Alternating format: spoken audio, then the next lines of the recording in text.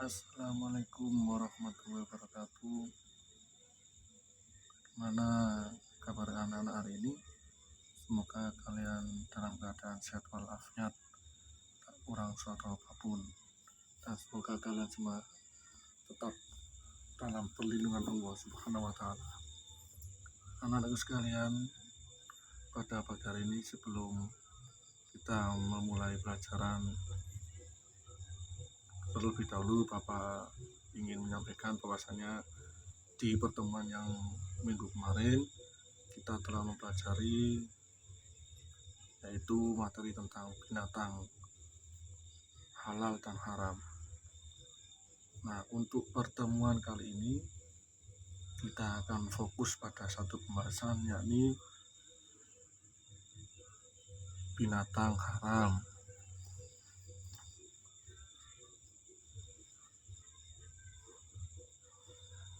Tetap materi pelajaran fikih kelas 6 semester 1.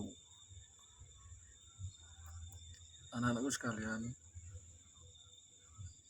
tujuan pembelajaran kita pada pagi hari ini yang pertama adalah melalui pembiasaan setiap pembelajaran siswa dapat terbiasa berdoa sebelum dan sesudah menjalankan sesuatu. Nah, tujuan yang pertama ini merupakan sikap spiritual, ya, yaitu berkaitan dengan ibadah. Selanjutnya, untuk tujuan yang kedua, melalui pembiasaan setiap pembelajaran siswa dapat terbiasa tertib saat pembelajaran dan mengerjakan tugas dengan tepat waktu. Nah, untuk yang kedua ini adalah merupakan sikap sosial, ya, artinya yang berhubungan dengan orang sekitar kita. Selanjutnya, tujuan pembelajaran yang ketiga yaitu setelah proses pengamatan teks, siswa dapat mengidentifikasi hewan haram dengan benar. Jadi diharapkan setelah pembelajaran ini kalian bisa mengidentifikasi, memilah-milah mana hewan yang haram dengan benar. Sedangkan tujuan yang terakhir adalah siswa dapat mengklasifikasi, ya, akibat mengkonsumsi binatang haram. Nah, untuk poin yang ketiga itu merupakan tujuan pembelajaran secara pengetahuan kalian. Nah, yang keempat adalah keterampilan kalian, sejauh mana kalian bisa mengklasifikasi akibat dari mengkonsumsi binatang haram. Nah, anak-anak sekalian, coba perhatikan gambar berikut ini. Kalian amati gambar bawah ini, ya. Yang pertama ada gambar sapi, yang kedua burung elang, yang ketiga belalang, yang keempat itu rubah, ya, atau bisa dikatakan serigala salju itu, ya. Yang kelima kucing, dan yang terakhir adalah ular. Nah, dari ke-6 binatang berikut, menurut kalian manakah yang termasuk binatang haram? Apa sapi, apa elang, rubah, ular, ataupun kucing? Kalau kalian sudah tahu mengapa hewan tersebut dikatakan sebagai binatang haram. Anak-anakku sekalian, sebelum kalian menjawab pertanyaan itu semua, terlebih dahulu ada baiknya kalian mengetahui apa sih binatang haram itu. Baik, binatang haram adalah binatang yang tidak boleh dimakan karena diharamkan oleh Allah dengan alasan akan berpengaruh buruk terhadap jiwa dan raga manusia. Artinya apa? Kalian setelah mengkonsumsi itu berpengaruh jiwa kalian, ya, entah kalian menjadi malas ibadah atau menjadi lamban berpikir atau bodoh, macam-macam ya, dan juga berpengaruh pada raga kalian. Apa itu? Apa berpenyakit yang tidak bisa disembuhkan, macam-macam ya. Itu oleh karena itu di agama dilarang untuk dikonsumsi. Nah, anak-anakku sekalian, jenis-jenis binatang haram itu apa saja? Kita bagi ya. Pertama, haram dimakan karena binatang itu sendiri. Artinya memang kenyataan binatang itu memang diharamkan oleh Allah. Seperti apa contohnya? Babi ya, itu jelas-jelas memang binatangnya haram, baik kulit, daging, minyak atau lemaknya yang ada di babi itu haram semuanya. Yang kedua, anjing. Anjing itu diharamkan karena termasuk al-khobais. Al-khobais itu binatang yang kotor ya. Yang berikutnya adalah semua binatang yang bertaring tajam. Apa itu contohnya? Seperti harimau, kucing, macan tutul, serigala, ataupun anjing hutan. Yang keempat, semua bangsa burung yang berkuku. Artinya kuku itu dipakai burung tersebut untuk mencengkram lawannya, seperti burung elang, burung hantu, atau burung raja wali. Yang kelima, binatang-binatang yang diperintahkan untuk dibunuh. Jadi binatang ini memang kalau kalian jumpai memang wajib untuk kalian bunuh. Nah, itu juga termasuk diharamkan. Seperti apa? Ular, tikus, kalajengking, anjing gila, dan kadal ya. Yang berikutnya adalah binatang-binatang yang dilarang untuk dibunuh. Kalau tadi memang diperintahkan untuk dibunuh, kalau sekarang dilarang untuk dibunuh.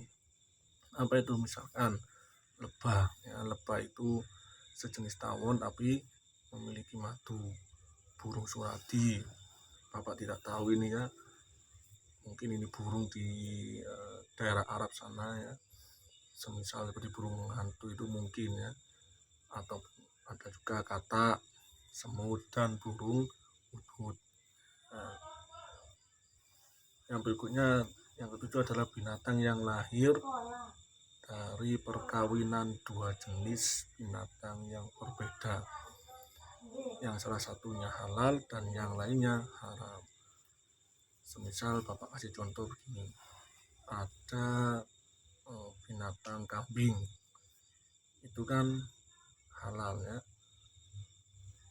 terus dia kawin dengan anjing misalkan, anjing diharamkan. Nah, hasil perkawinan dari dua jenis binatang tersebut, kalaupun memang menghasilkan binatang yang halal, misalkan menghasilkan kambing, maka kambing itu dihukumi haram.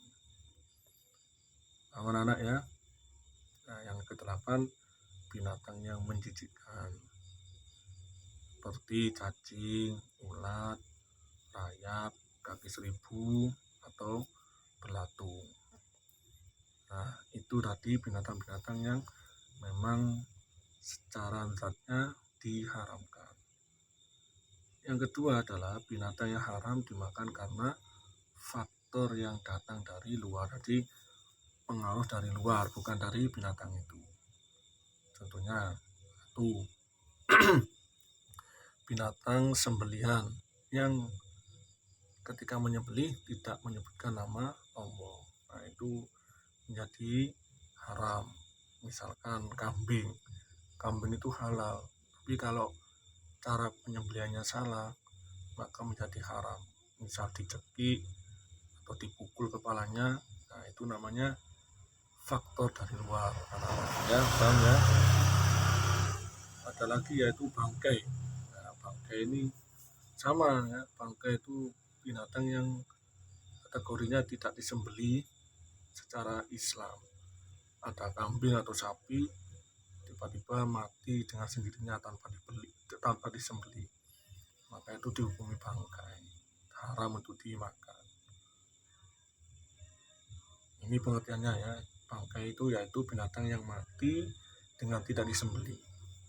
Pengertian yang pertama itu, atau binatang yang disembelih tapi dengan cara yang tidak sesuai dengan syariat Islam. Disembelih dengan pisau yang kurang tajam misalkan ya, maka hukumnya menjadi bangkai kalau hewan tersebut meninggal. Yang ketiga adalah jalala. Jalala itu hewan yang terbiasa mengkonsumsi kotoran ya. Nah, itu diharamkan juga, di Islam tidak boleh dikonsumsi. Nah, bukan lele ya, lele itu bukan kotoran manusia, bukan ya, lele itu dari pur ya, bukan dari kotoran manusia. Pokok jalala namanya ya.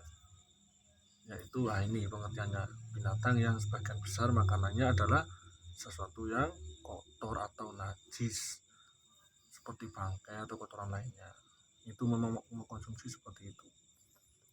Yang keempat adalah keledai jinak. Keledai itu perkawinan antara kuda dan zebra, nah itu diharamkan. Yang jinak ya, malah yang dibolehkan di agama adalah keledai yang liar, itu tidak apa-apa. Kalau yang jinak malah diharamkan.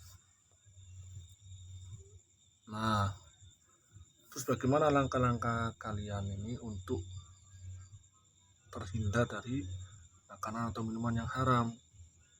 Satu, dengan cara selektif terhadap makanan yang akan dikonsumsi. Artinya kalian harus bisa memilih dan memilah mana makanan yang haram dan mana yang halal. Yang kedua, waspada atau hati-hati terhadap makanan yang bersumber dari binatang. Hati-hati kalian mengkonsumsi, jangan asal dimakan ya. Meskipun binatang halal, kalau cara penyembelihannya salah juga menjadi haram. Berikutnya, tidak menggunakan obat dari hewan yang haram seperti yang baru-baru ini berkembang ya, vaksin dari minyak babi ya, itu tidak boleh ya. Tidak boleh kita menggunakan obat dari hewan yang diharamkan.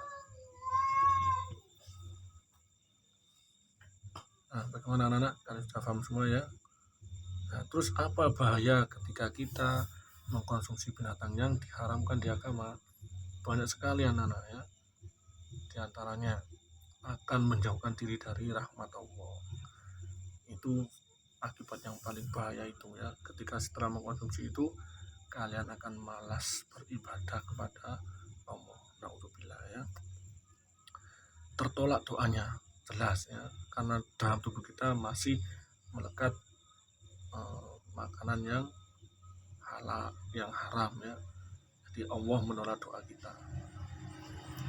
Kemudian selalu mendorong untuk berbuat negatif ya. Itu kalau kita sering mengkonsumsi barang-barang makanan yang haram ya. Kemudian yang terakhir dapat menyebabkan terjangkitnya penyakit, jelas sekali ya. Ketika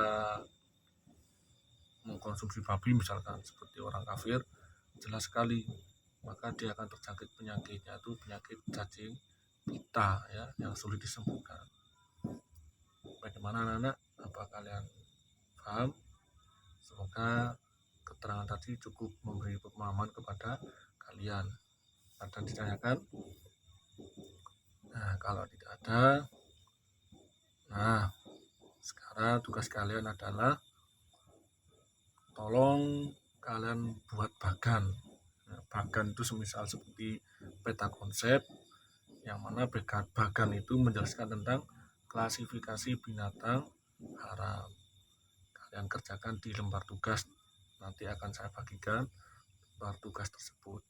Nah, kerjakan secara mandiri ya. Artinya jangan mencontek teman kalian. Yang kedua, kerjakan dengan sungguh-sungguh, jangan ditunda-tunda. Paham anak-anak ya? Ya, kalau kiranya bisa difahami, silakan kalian bisa mengerjakan apa ucapan. Semoga kalian bisa mengerjakan ini ya. Selamat mengerjakan. Bapak akhiri dulu